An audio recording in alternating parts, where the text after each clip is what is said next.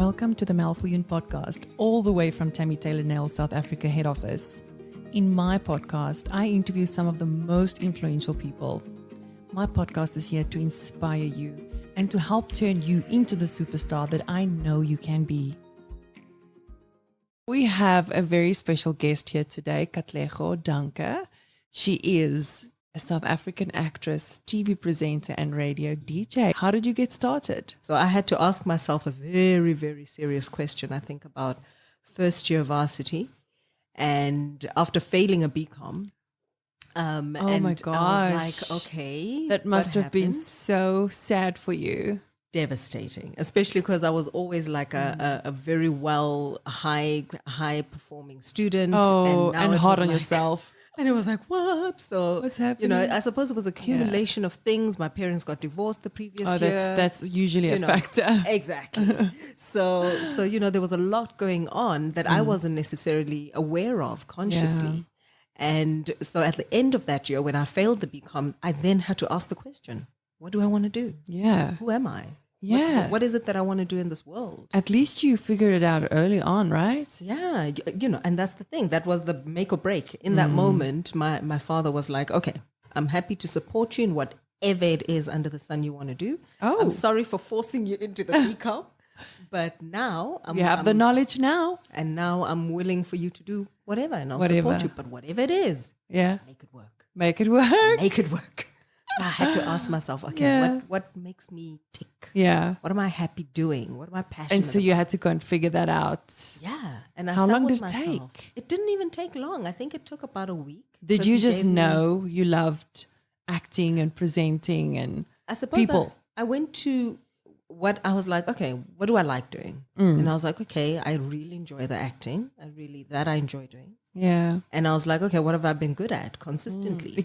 Consistently good at over the years. That's the big question. And that's the big question. Yeah. And I was like, oh, okay. Well, it's acting. Yeah. And I was like, well, why don't I try that? And it had never crossed my mind as a career, ever. It was the first time I ever thought, hey, maybe I should try this thing out.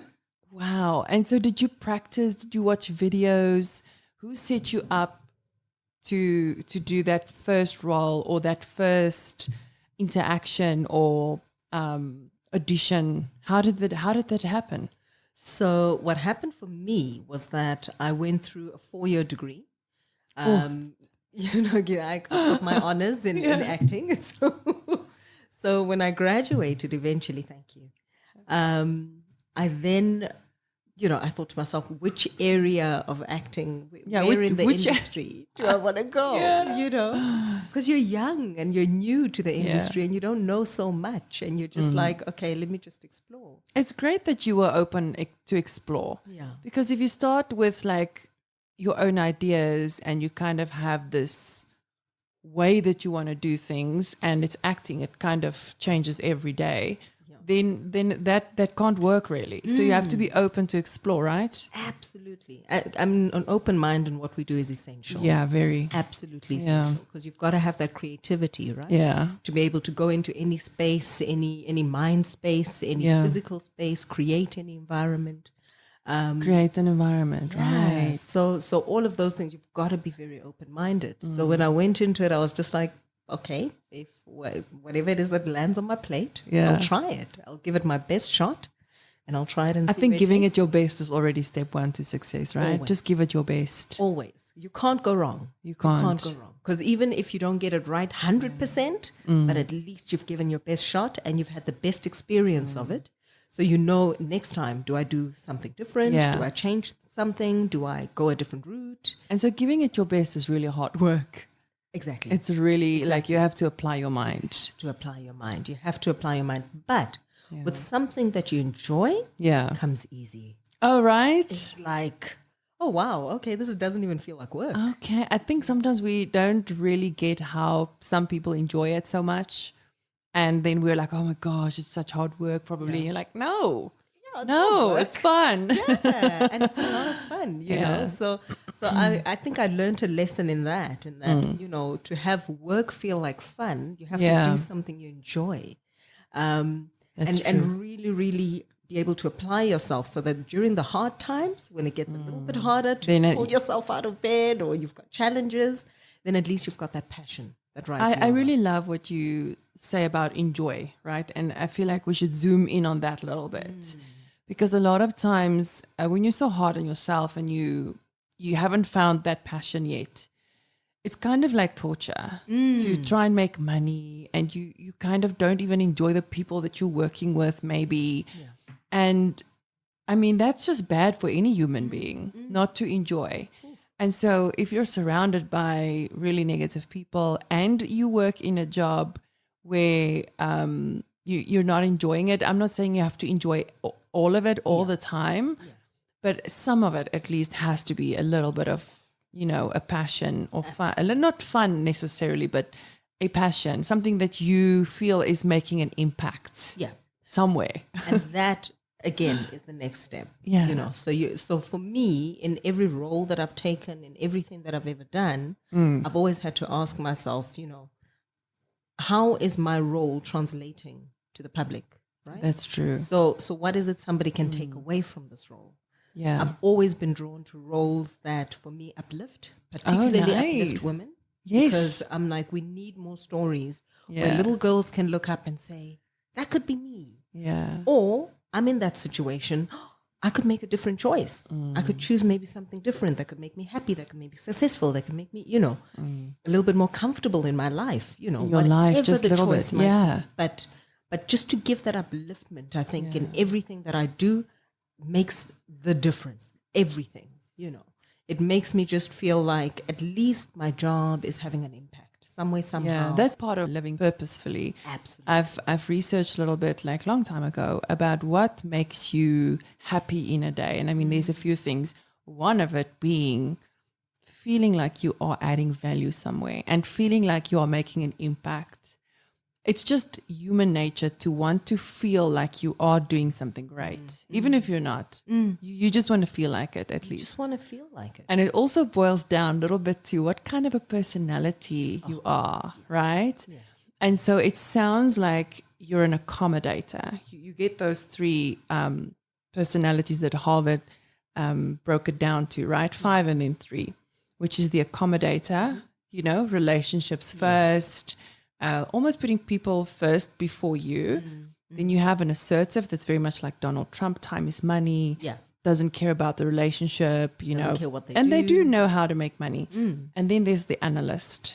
Someone that comes across as cold, but they're just analyzing. And you seem very much like an accommodator, which makes you the best person to inspire and uplift. And I'm also an accommodator. Really? Awesome. Yeah, they say we don't necessarily, we get distracted easily, and we're not like the best at money making, but we're the best at relationships, and that's step 1 to money making. Yeah. And so I really had to learn that, the accommodator in me wants to build relationships and wants to chit chat, but there's not really a lot of solid things that's born from it, because we just keep building and, building relationships. Relationships are not a business. You know what I mean?